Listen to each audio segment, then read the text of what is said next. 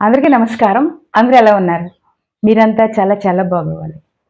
భగవంతుడికి కూడా రికమెండేషన్‌లా? అంటే భగవంతుడు మన కోరికలు తీర్చాలంటే ఆయనకి రికమెండేషన్‌లు కావాలా? అవసరం లేదు కదా! భగవంతుడికి రికమెండేషన్‌లు ఏమి అవసరంలా. మనం ఒక మనిషి కోరిక కోరితే తీరిపోద్ది.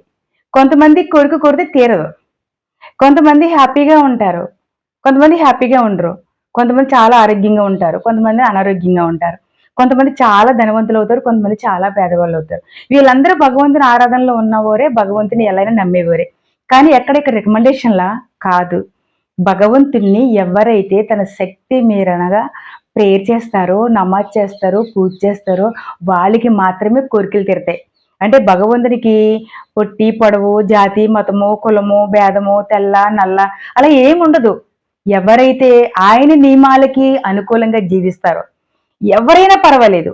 ఆయన నియమాలకి అంటే అబద్ధం మాట్లాడకుండా ఇంకా చాలా ఉంటాయి. అక్కడ విశ్వ నియమాలనమాట. గాడ్ నియమాలు. నిజాయితీగా ఉండడం, ధర్మంగా ఉండడం ఇవన్నీ ఎవరైతే ఉంటారో పైగా కోరికని ఎవరైతే బలముగా, చక్కగా, మనస్ఫూర్తిగా కోరుకుంటారో వారికి భగవంతుడు సహాయం చేస్తాడు. అంతే.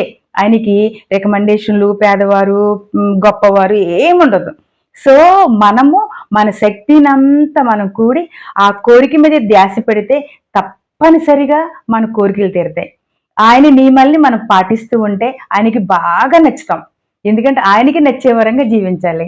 సో, మనందరము కూడా సృష్టి ధర్మం ఏంటంటే ఆనందంగా ఉండడం కొరకే సృష్టి నిర్మించబడింది. భగవంతుడు అందుకే నిర్మించాడు. సో, అందరం హ్యాపీగా ఉందాం. ఓకే.